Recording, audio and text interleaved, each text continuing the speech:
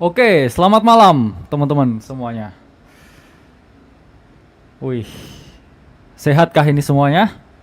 Jangan lupa ya, besok margin call khusus member siang ada pengumuman yang sangat penting. Jadi saya himbau teman-teman untuk datang ya semuanya. Oke? Besok pengumuman yang sangat penting. Jadi semua harus hadir ya. Very important meeting ya di margin call besok. Oh, ini kangen semua ya saya. Kita lihat ya, ini yang datang banyak yang sama ya yang datang ya.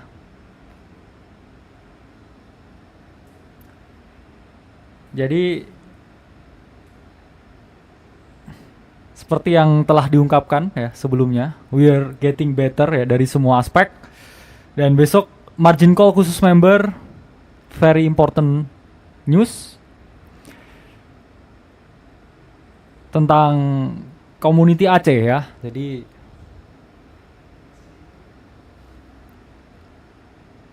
oke, sorry ya, dari tadi mati ya mic-nya ya. Oke, selamat malam ya teman-teman semuanya. Jangan lupa besok margin call member akan ada informasi yang sangat amat penting untuk kita semuanya. Untuk seluruh community Aceh Akademi Crypto, besok siang ada margin call.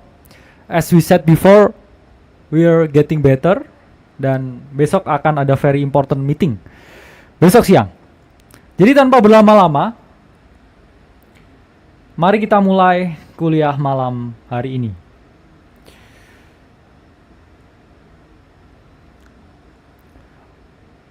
Kita memasuki topik ya, The Origin of Crypto Investing Part 2, di mana di sini kita akan membahas the history of altcoins. Sejarah altcoins. Jangan sampai teman-teman ini sering trade altcoins tapi have no idea ya what is altcoins dan gimana ya sejarah dari semua altcoin ini ada. Jadi kita akan breakdown beberapa very important keynotes ya, pokok-pokok penting dari altcoins. Dan di sini ya sebelumnya telah dijelaskan tentang sejarah Bitcoin dan bagaimana Bitcoin ini saya bilang ya merevolusi dunia finansial yang ada sekarang. Nggak mungkin Bitcoin ini tidak merevolusi kalau Bitcoin ini tidak sampai jadi top 10 assets. Jadi ini terjadi karena memang Bitcoin sangat revolusioner. Teknologi blockchain sangat revolusioner. Cryptocurrency adalah aset yang terus berkembang dan akan selamanya ada di sini. Bahkan kita bakal melihat ya adopsi yang sangat gila, tapi itu semua bisa terjadi karena adanya Bitcoin. Jadi Bitcoin ini memberikan angin segar, membuka cakrawala ya untuk seluruh industri di market kripto. Jadi ini bisa terjadi thanks to Bitcoin, thanks to Satoshi, dan akhirnya kita semua ada di sini. Jadi perkembangan teknologi blockchain itu sangat signifikan.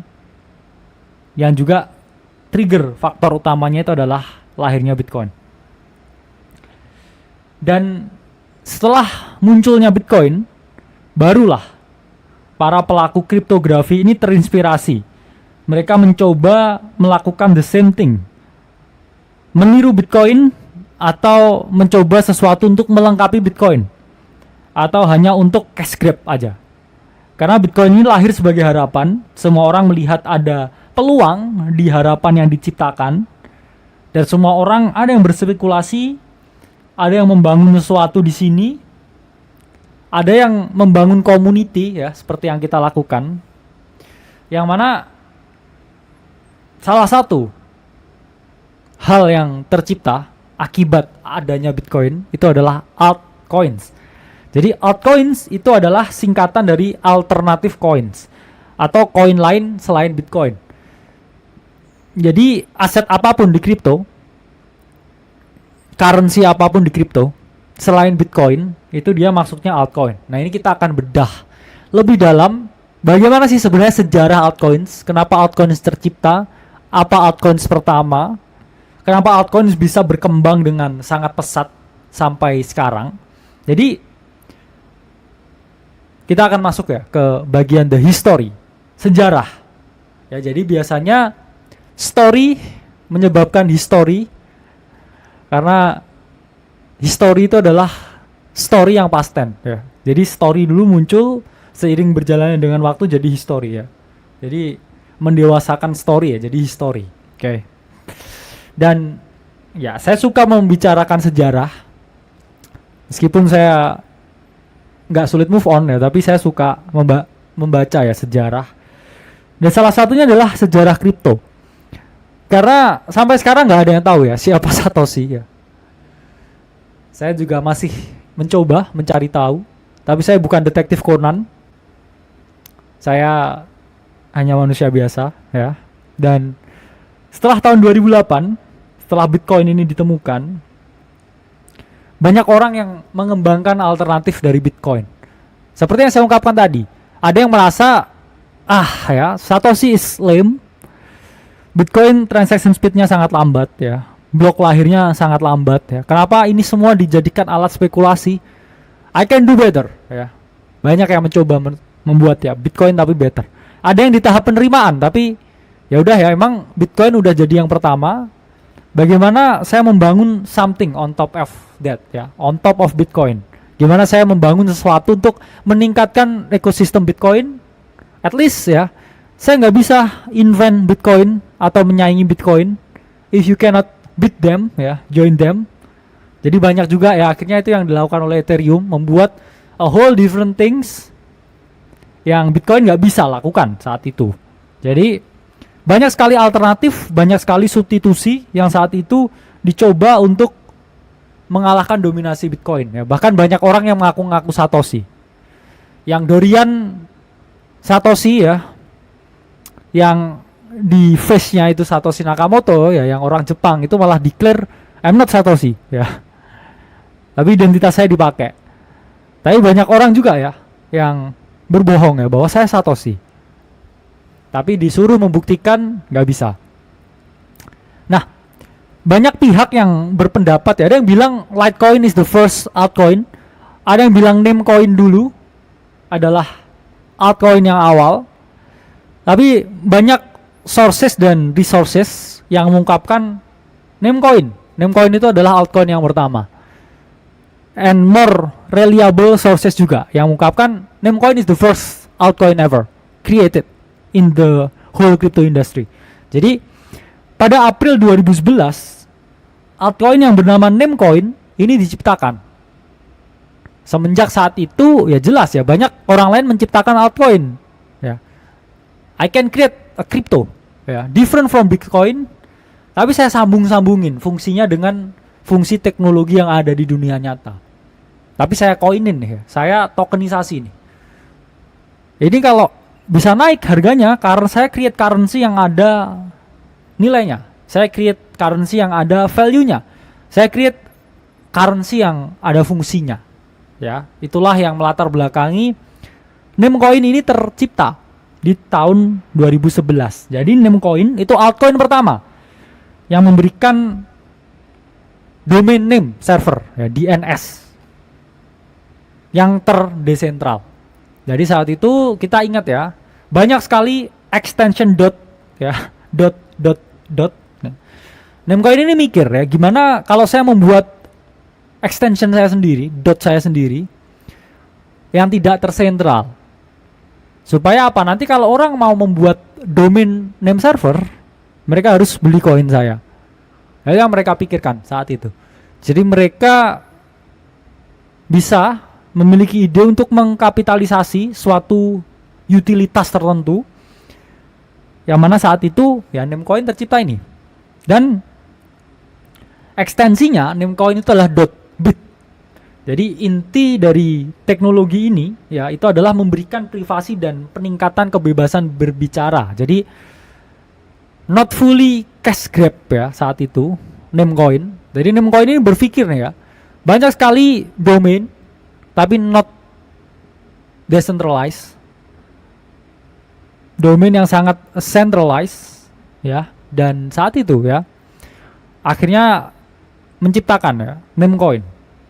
Harapannya ya sudah disadari ya sejak tahun 2011 bahwa the whole internet things it's very koruptif.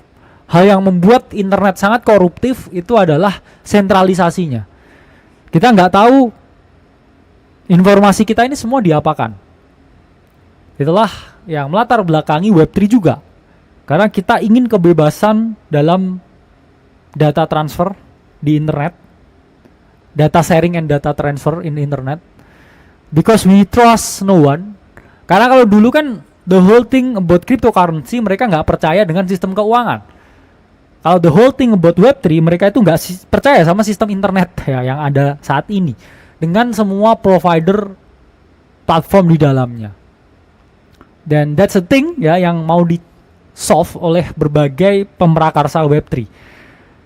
Jadi bullish untuk Web3, bullish untuk crypto, bullish untuk blockchain.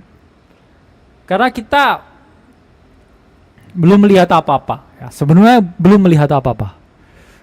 We are so early, jangan kebakar di tengah jalan. We are so early.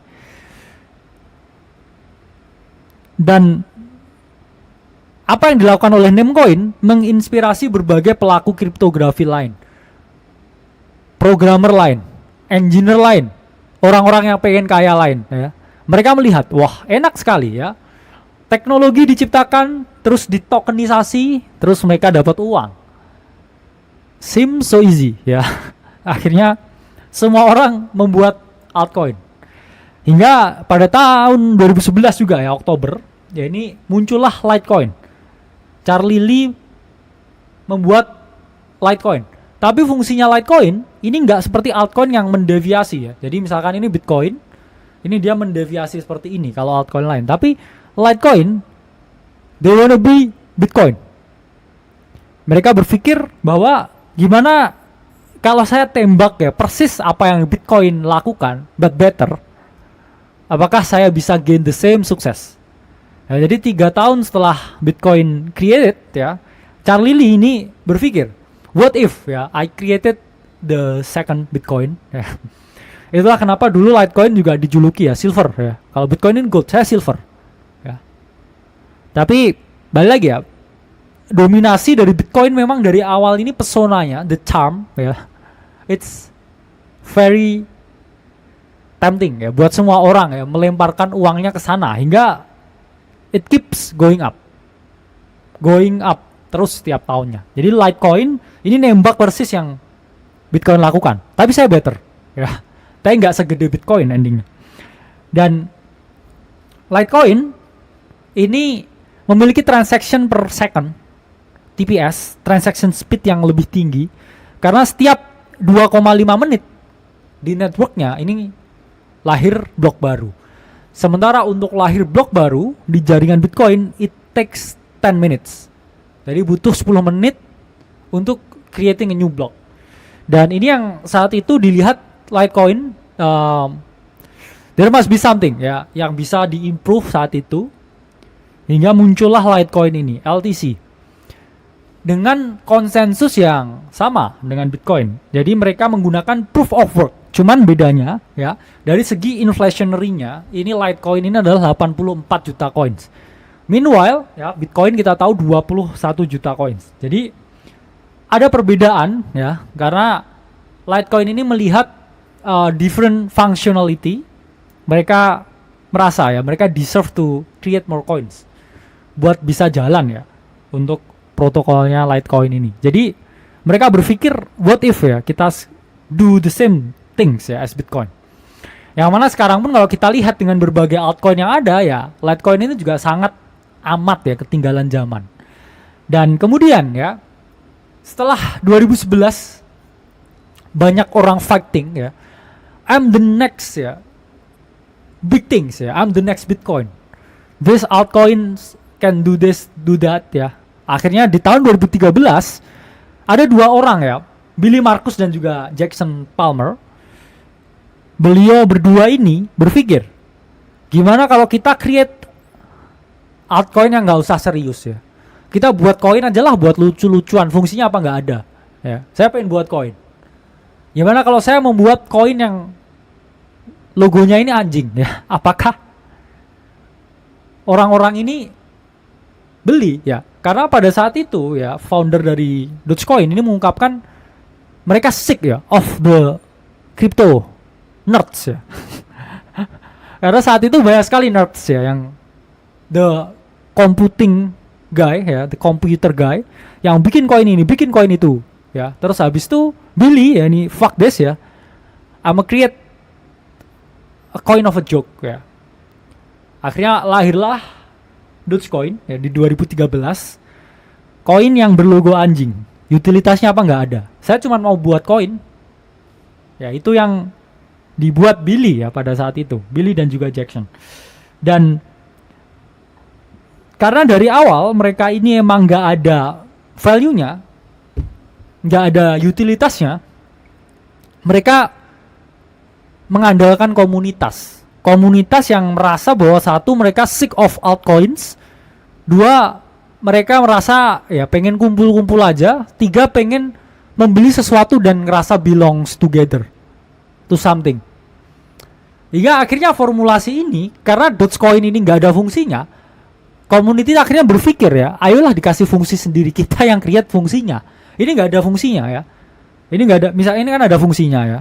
Misalkan apa ya, nggak ada fungsinya itu kayak, ya kayak barangin lah, barang nggak ada fungsinya ya. Ya udah kita create fungsi sendiri. Hingga akhirnya Dogecoin memprakarsai yang namanya community token. Karena akhirnya mereka ini melakukan donasi ya untuk Olimpiade dengan Dogecoin. Mereka terus kemudian melakukan aksi sosial dengan Dogecoin. This is from the Doge community ya. We will give you the Doge. Hingga akhirnya saat itu menginspirasi banyak sekali orang untuk membuat meme coin karena mereka bilangnya this is community token. We don't give a F ya tentang ini fungsinya apa. Ya saya cuma mau buat token. Ya kita lucu-lucuan lah. Kita seru-seruan. Hingga akhirnya nature dari community token ini setelah Doge ini berkembang, banyak orang membuat community token. Hingga muncul DAO dan lain sebagainya. Bahkan kalau kita melihat apa yang dilakukan Vitalik di tahun 2021 setelah dikirimi developernya koin Shiba Inu ya, sama Ryoshi ini dikirimin Shiba Inu ke Vitalik. Sama Vitalik semua koinnya itu dijual ya, didonasikan ke India ya melalui founder dari Matic, Sandeep ya. Dikirim ke Sandeep buat donasi Covid di India. Bayangkan. Jadi originnya emang udah dari tahun 2013 ketika Dogecoin ini ada. Mereka ini berpikir ya karena nggak ada fungsinya ya, tapi terus buat apa? Ya udah kita buat nolong orang. Itulah ke bawah sampai sekarang. Itulah kenapa kalau teman-teman lihat ada Save Moon, Coin Planet dan lain sebagainya. Mereka meng-create utilitas sendiri. Ya udahlah, this is a piece of trash ya. Kita sendiri yang create value-nya, kita hype sendiri. Nanti kalau naik buat bantu orang lain. Ya padahal itu ponzinomic, gak apa-apa. Apakah ada yang korban yang beli di atas? Ya mereka korban. Tapi yang kena Covid juga korban, kita bantu ini ya. Jadi mereka hanya menyalurkan ya apa yang di atas ya, beli di atas nyangkut terus dikasihkan mereka yang membutuhkan ya. This whole things ya is a made up, tapi the whole thing of crypto is a made up kalau kita lihat dari perspektif the greatest fool theory. Jadi selalu ada sesuatu yang sangat community driven. Crypto is about community. Karena C dalam crypto itu community ya. Jadi C-nya apa di crypto? Community.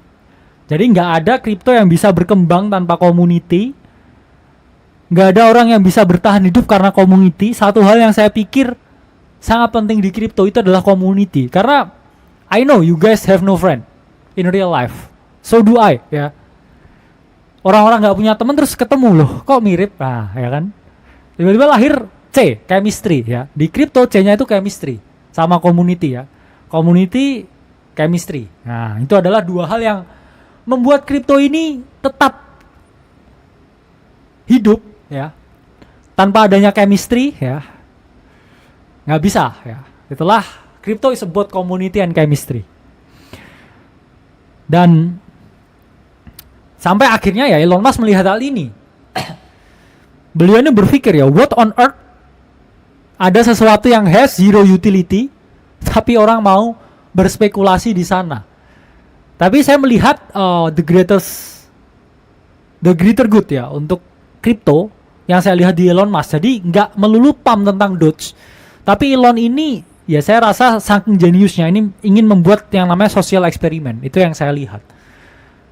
Apa yang dia lihat di kripto is more than that. Ya, kripto ini memang sangat unik. Sehingga ini adalah aset masa depan. You are lucky to be here. Ya, I'm lucky to be here. We are lucky to be together in this thing ya, called crypto. Karena nggak mungkin ya orang kaya di dunia cuman pengen dapat duit. Berapa sih duitnya ya? Kalau Elon misalkan ngepump Doge ya, saya yakin cuman miliaran dolar. Ini orang yang net worth-nya puluhan gitu loh ya. Nggak mungkin secara sadar dia cuman doing this for money. Nggak serendah itu. Pasti ada sesuatu ya yang pengen dilakukan untuk humanity. Karena meme coins ya ini memang the whole thing is a hype. Hype, and hype. Itulah mengapa never fade meme coins. Meme coins ini di setiap cycle ini akan selalu ada all year round. Itulah kenapa saya ungkapkan kalau ditarik garis ya, meme coin ini akan selalu pump the whole time, the whole quarter. The whole quarter is gonna pump. Unpredictable pump.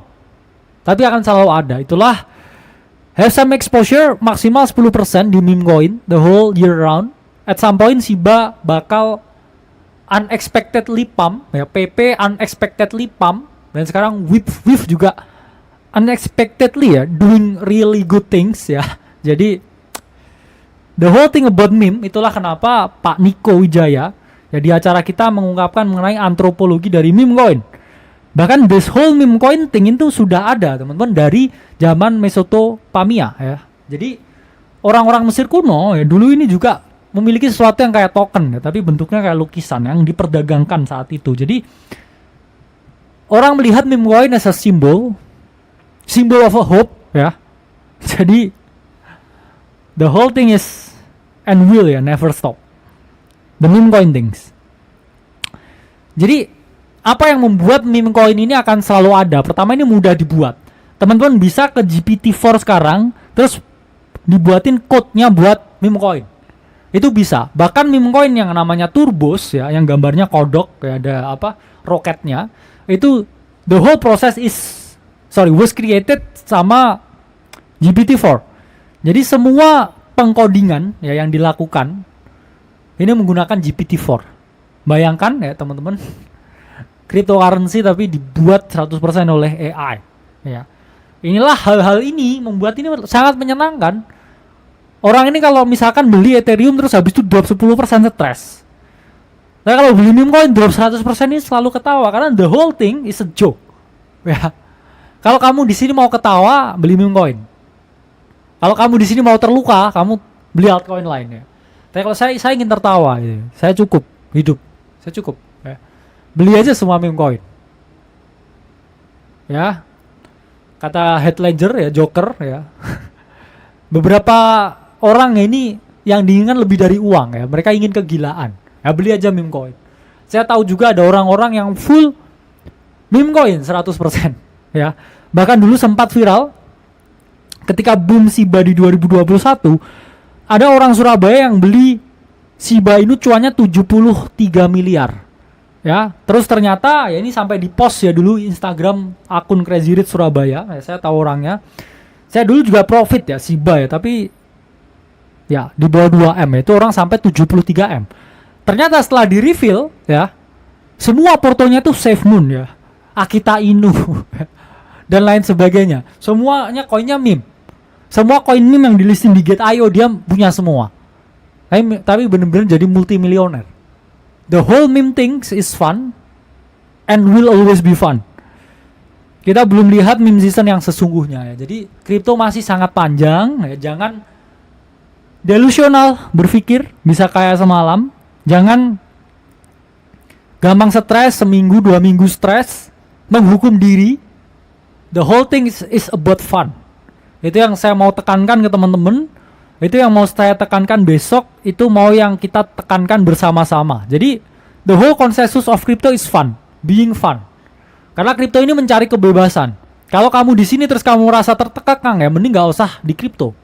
Kamu di crypto terus merasa kamu stres, nggak usah di crypto. Kalau kamu di crypto merasa terbebani, nggak usah di crypto. Kalau kamu di sini you want have some fun, let's do it. Let's make some fun. Oke. Saya orang yang menyenangkan, ya. Semua orang pengennya juga menyenangkan. It's not about the money, it's about the community. The money is important, tapi community is more important. Karena ya satu hal yang paling penting, ya, it's happiness. Ya, ini yang ya saya rasa gagal saya create satu semester pertama di komunitas ini. The whole happiness thing itu yang mau saya create. The whole family thing itu yang mau saya embrace. The whole community thing itu yang mau saya tekankan.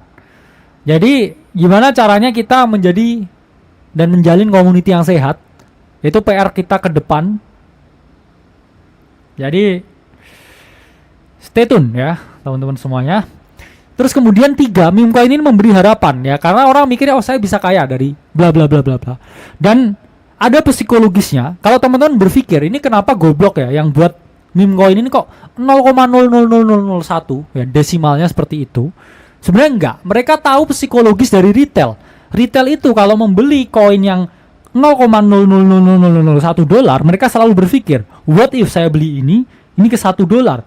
Padahal logikanya dengan circulating supply-nya ini nggak mungkin ya. Dogecoin Shiba Inu $1 will never gonna happen. Tapi mereka ini tahu kenapa kok dibuat 0,0-nya ini 100 baru 1. Karena mereka tahu retail akan berharap ini ke $1. Anggap psikologisnya $1. Gimana kalau ke $1? Saya punya 1 miliar koin, saya jadi bilioner. Will never gonna happen. Ya. Tapi itu adalah trik psikologisnya ya. Sama kayak diskon 3,99. Kamu ya. Kamu kalau lihat 4 nggak mau beli ya. Saya 3,99 ya. Jadi itulah ya yang dimainkan harapannya. Dan ya terakhir komunitas ya. Komunitas meme itu yang paling keras, yang paling barbar ya. Saya pernah baca thread di Twitter ya, ada yang mau berantem ya karena mereka ini beda pendapat ya. Dos atau Shiba mau berantem orangnya. Ya, ini kayak hooligan ya, yang supporter bola yang Newcastle terus berantem sama fansnya MU. Nah, kayak gitu. Ya, saya melihatnya kayak jadi semacam religion. Kenapa ya? Orang-orang ini seperti itu ya. Orang-orang kripto lucu ya. Dan akhirnya ya, the whole game change ya setelah Ethereum ini keluar di tahun 2015. Jadi Ethereum is the legend ya. Legendary altcoins. Itu adalah Ethereum. Apa yang dibawa oleh Ethereum saat itu ya?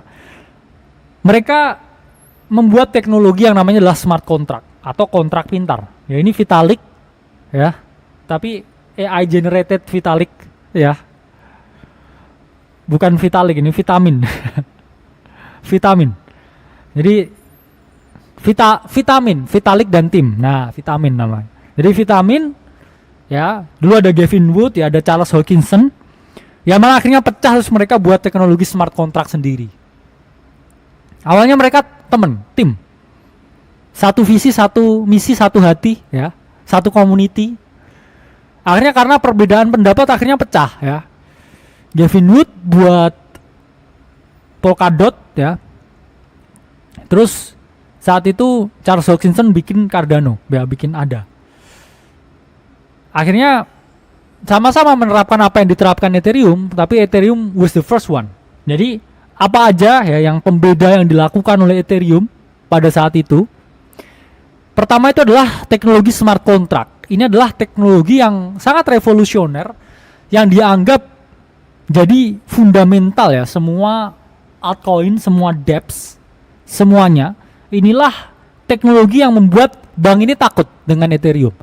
Karena Ethereum pada dasarnya adalah uang yang bisa diprogram, uang yang bisa ditulis di kontraknya, pada tanggal sekian kamu akan melakukan ini, pada konsensus ini kamu akan melakukan ini, apabila terjadi ini kamu melakukan ini. Yang mana itu tidak bisa dirubah ya, itu udah ada di code-nya. Sehingga teknologi itu create decentralized application. Oke, saya mau buat protokol ini, saya mau buat protokol ini, terdesentralisasi di dalam blockchain, nggak bisa dirubah. Kalau saya bilang datanya sangat terprivasi, nggak ada yang bisa masuk dan lain sebagainya. Itu adalah sesuatu yang diintroduce oleh Ethereum saat itu, sehingga dunia ya saat itu terpukau ya dengan teknologi dari Vitamin ya, Vitalik and Team. Yang mana akhirnya juga memprakarsai namanya DAO ya, Decentralized Autonomous Organization. Jadi mereka berpikir gimana code ini akan tetap jalan, kita harus memastikan the whole thing is gonna run ya ke depan tanpa adanya orang yang tiba-tiba ngutik-ngutik dan lain sebagainya. Akhirnya mereka menggunakan yang namanya DAO sistem, tokennya Ethereum ini ya dijadikan alat voting. The whole thing, the whole concept akhirnya juga banyak token ya dengan mekanisme yang sama ya. Oke, kita mau merubah konsensus. Oke, kita mau merubah bisnis model. Oke, kita mau melakukan ini itu ya. Mari voting ya. Keluarkan tokenmu semuanya, kita voting di sini. Yang akhirnya juga memprakarsai DeFi. Orang bisa ngelending ya. Orang bisa pinjem uang di situ. Orang bisa staking dapat bunga. Orang bisa ini, orang bisa itu. Semua karena adanya smart contract. Adanya kontrak pintar yang ditulis untuk melakukan task tertentu ketika terjadi sesuatu yang tertentu itu ya. Jadi ini adalah terobosan ya yang dilakukan oleh Ethereum. Karena kalau kita melihat ya, Ethereum ini juga mengalami perkembangan yang pesat ya tahun demi tahun. Ini adalah ya, ini projection ya, pengeluaran Ethereum dan juga supply ya bertahun-tahun. Ini data dari CoinDesk ya. The whole altcoin things, Ethereum Foundation, Vitalik, ya mereka juga kaya ya. Jadi jangan percaya ya Vitalik yang pakai jam aneh ya, jam Pokemon, pakai piyama ya, yaitu mungkin ini ya, villanya gede ya, di Rusia ya. Karena Ethereum Foundation ini cash out gede sekali, cash out banyak sekali ya. Bukan fitnah ya, tapi nggak tahu ya. Dulu juga dikasih Shiba ya sama Vitalik, juga dijual. Terus habis itu dikasihkan ke temennya ya untuk membantu COVID ya. Apakah untuk membantu semuanya? Who knows ya. The whole thing about crypto things is about make money and smile ya. Make money and make community. Money community ya. Jadinya chemistry ya. Money and community means chemistry. Yang akhirnya the whole thing is about money. Semua membuat altcoin itu tentang uang. Yang mana ya,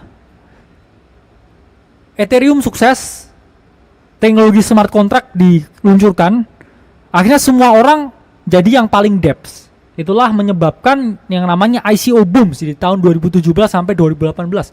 Semuanya melakukan initial coin offering. Saya buat coin. Semuanya membuat coin.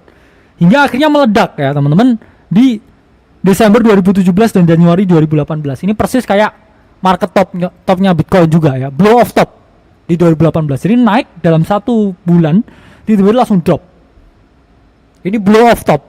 Yang terjadi karena ini tadi, orang-orang ini pengen menjadikan kripto tempat cash grab ya. Saya mau ambil uang.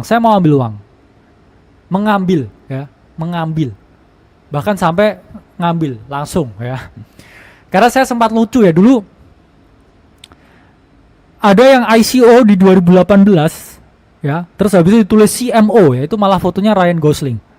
Kenapa nggak tiba-tiba fotonya Tom Cruise kalian ya? Ini sangat lucu ya. Zaman dulu ya, the whole thing ya di tahun 2018 was very funny. Dan ya ini ada data dari, ini skema dari Falsical ya 2022. The whole crypto scam, it's very ya tempting ya, banyak orang yang mencoba ini. Jadi jangan percaya ya kalau ada yang mengatasnamakan saya, DM dan lain sebagainya. Bahkan mereka ini membuat Google Ad, WA Direct ya, impersonate social media account ya, saya banyak di impersonate juga. Bahkan sampai pakai sosial media ya, terus habis itu mengarahkan ke scam website dan akhirnya kalian semua ke scam. Ya ini skemanya banyak ya, banyak yang pakai website juga. Maka dari itu hati-hati ya, never trust, always verify. The whole crypto things is very easy to manipulate it ya, teman-teman harus hati-hati dapat informasi dimanapun ya, jangan sampai teman-teman ini terlena, terbujuk, terus akhirnya transfer ya, jangan percaya. Karena ya, ini sering saya ungkapkan, semakin mudahnya membuat altcoin, semakin tingginya adopsi blockchain, semakin banyaknya ya mereka lulusan blockchain ya, jurusannya blockchain, endingnya ya altcoinnya ini juga semakin banyak teman-teman. Dan ya inilah yang menyebabkan paradox of choices atau paradoks pilihan. Terlalu banyak pilihan, saya nggak tahu mana yang harus dipilih karena terlalu banyak koinnya ya, sekarang pun juga terlalu banyak. Nah, kalau kita lihat altcoin itu adalah boom and bust, maksimal 2 tahun, maksimal 1 cycle ya. Manta kamu beli sekarang, dia bakal peak di akhir 2025 ke puluhan dolar ya, if the skyline ya. Tapi saya nggak akan beli atau tetap hold Manta sampai tahun misalkan 2029 karena pasti sudah ada teknologi baru yang lebih jago. Karena kalau kita lihat, ini data dari HackerNoon di tahun 2013, altcoinnya ini looknya seperti ini ya. Kita hitung berapa yang masih bertahan ya. BTC, LTC masih ada ya, NMC, PPC, NVC nggak ada, TRC nggak ada ya. DVC itu apa lagi ya, FRC, FTC. Dari semua koin ini ya, ini cuma 2 yang bertahan, Bitcoin dan Litecoin. Yang lain kemana ya? Ini Bitbar kemana? Nggak ada ya, adanya sekarang Fitbar ya, Snack Fiber, Fitbar. WorldCoin, sekarang WorldCoinnya WLD, dulu WDC ya, WorldCoin. Jangan sampai kamu hold WorldCoin dari tahun 2013. Saya juga punya kok WorldCoin ya, terus kamu cek nilainya 0. Oh bukan WorldCoin yang itu, ini WLD. Oh saya salah ya, saya beli WDC ya. Gak ada. Barbecue coin ya, saya gak suka barbecue sauce ya, mushroom sauce please ya. Mint coin ya, feather coin, scam semua ya. Makanya gak ada yang mau hold ya altcoin sampai 10 tahun ke depan, only Bitcoin ya, only Bitcoin. 2013 ya, ini data yang sama HackerNoon 2018, Bitcoin masih ada ya, ETH masih ada, XRP masih ada, BCH masih ada, EOS masih ada, Stellar masih ada, Litecoin masih ada, Monero masih ada, Cardano masih ada, USDT masih ada semua. Tapi apakah susunan top 10-nya 2018 sampai sekarang sama? Enggak. Jawabannya mereka akhirnya enggak survive dan nilainya hampir 0. Yang masih top 10 itu Bitcoin, Ethereum ya, XRP, Tether ya, sama Cardano. Yang lain udah enggak top 10. Kemarin Monero juga sempat kena hack sampai turun jauh ya. Jadi kalau ditanya hold yang paling aman, hold yang paling aman Bitcoin ya, jawabannya. The holding is a cash grab ya, kita harus pahami. Itulah kenapa akhirnya muncul yang namanya narrative trading. Narrative trading ini diciptakan sendiri oleh komunitas, oleh para influencer, oleh kita semua yang merasa nggak mungkin kita keep up dengan semua altcoin yang ada. Sehingga gimana kalau kita hype sesuatu ini sesuai dengan sesuatu yang ada di dunia nyata ya. Misalkan di dunia nyata ada kebutuhan apa, ya udah kita hypein crypto coinnya supaya semua orang membeli. Kita create hype-nya, kita create herdingnya. The whole narrative things was created ya by the influencers. Jadi influencer ini memiliki peran yang sangat amat penting untuk menciptakan yang namanya narrative trading ini ya. Dan ya, data Buy Into the Cryptoverse mengungkapkan ya, kalau bull market itu sangat dipengaruhi oleh influencer. Jadi banyak pemilik exchange yang malah berterima kasih ke influencer karena tanpa adanya influencer yang membuat konten tentang kripto di sosial media, kripto itu tidak akan seterkenal yang ada sekarang. Jadi we have to thank the whole crypto influencers, karena tanpa adanya kripto, nobody know crypto. Ya, itulah yang harus teman-teman pahami.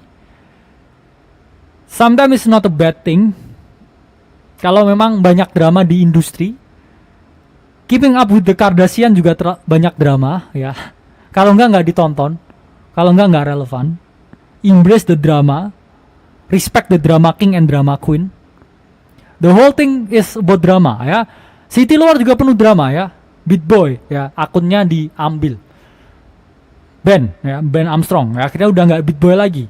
Terus habis itu dia nagih ke orang yang punya utang, ya, sama dia, naik Lamborghini sama bawa shotgun di belakang, ya. It's all about drama, ya. Terus BitBoy ke FTX, ya, ke Bahama, terus nge-live stream mau nangkap SBF, ya. The whole thing is drama, ya. Jadi itulah poinnya crypto. It's about having fun. If you're not having fun in crypto, you're not crypto enough, ya. Jadi the whole thing is about fun. Make fun. Jadi kenaikan altcoin itu menyebabkan munculnya, ya, yang namanya altcoin season atau alt season. Karena alt season itu adalah fenomena, ya, di mana semua aset di market crypto ini mengalami kenaikan. The whole things is called alt season. Altcoin season, musimnya altcoin. Yaitu adalah keadaan, ya, di mana dominasi Bitcoin ini berkurang, ya. Volumenya altcoin ini meningkat karena orang pada trading altcoin. Kemudian saking banyaknya orang yang trading altcoin, akhirnya mereka berevolusi buat teknologi yang lebih canggih dan lain sebagainya. Dan terakhir, akhirnya euforia di market jadi berlebihan, ya. Ini bisa kita lihat karena semua going up. Jadi cara melihat, ya, altcoin season atau enggak yang paling gampang itu pakai altcoin season index. Jadi teman-teman bisa lihat di website, ya, Blockchain Center di atas sendiri. Teman-teman bisa lihat, ya, apakah ini altcoin season atau enggak. Ya, teman-teman di situ bisa lihat, ya, di sini kelihatan, ya. It's not altcoin season. Not yet. Sekarang masih Bitcoin season. Tapi selalu timbul pertanyaan, apakah kita pasnya membeli altcoin itu ketika indikatornya udah bilang alt season? Yang ada ketika indikatornya ini beli alt season, semuanya itu udah alt season, semuanya udah parabolik.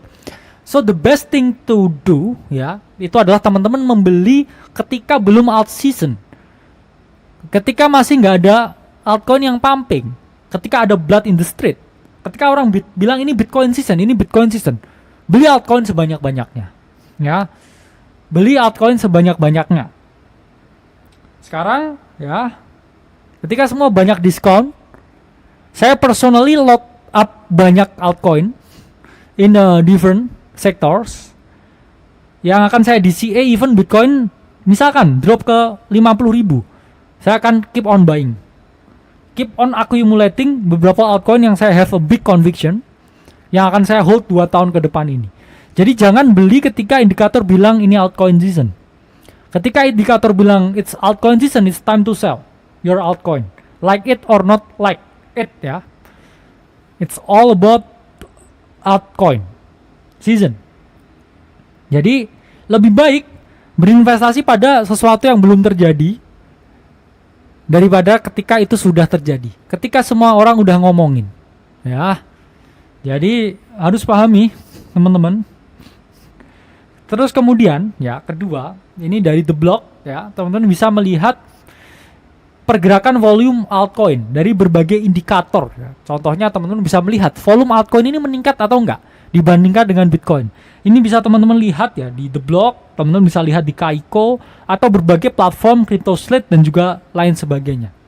Ya, jadi dengan melihat apakah orang ini sudah mulai berbondong-bondong trading altcoin atau belum, apakah altcoin ini volumenya udah naik atau belum, itu kita bisa mengetahui apakah ini alt season atau enggak. Ya, itu adalah indikatornya dilihat dari banyaknya volume altcoin yang ditradingkan. Ya. Kemudian, ya, selalu berkembang teknologi altcoin yang baru. Jadi altcoin ini selalu memiliki perkembangan terus, teman-teman ya. Karena apa? Karena semakin lama semakin kompetitif ya. Ada layer-layernya terus. Selalu berkembang teknologi blockchain karena makin lama makin kompetitif, fungsinya beda, saingannya banyak, marketingnya juga harus lebih top ya, fungsinya harus lebih ini, lebih itu. Karena the whole thing is about selling tech stocks ya. Sama aja kayak kita menjual tech stocks. Dan ketika market ini di keadaan yang sangat euforia atau very very euphoric, sometimes it's time to correction. Sometimes it's time ya untuk market ini melakukan yang namanya pullback. It's normal thing di market. Jadi apa aja keuntungan ketika kita trading altcoin? Pertama ada diversification option. Kadang juga ngehold di satu pilihan Bitcoin terus. Yang ngapain saya punya community? Saya juga mau mendiversifikasi semuanya. Kedua, ya altcoin ini karena relatively more small, new teknologi, potensi ROI-nya jauh lebih besar dibandingkan Bitcoin ketika kita memilih altcoin yang tepat. Jadi itu adalah pisaunya mata dua ya ketika kita memilih altcoin yang tepat. Kalau nggak tepat altcoinnya, kita juga bisa menderita kerugian.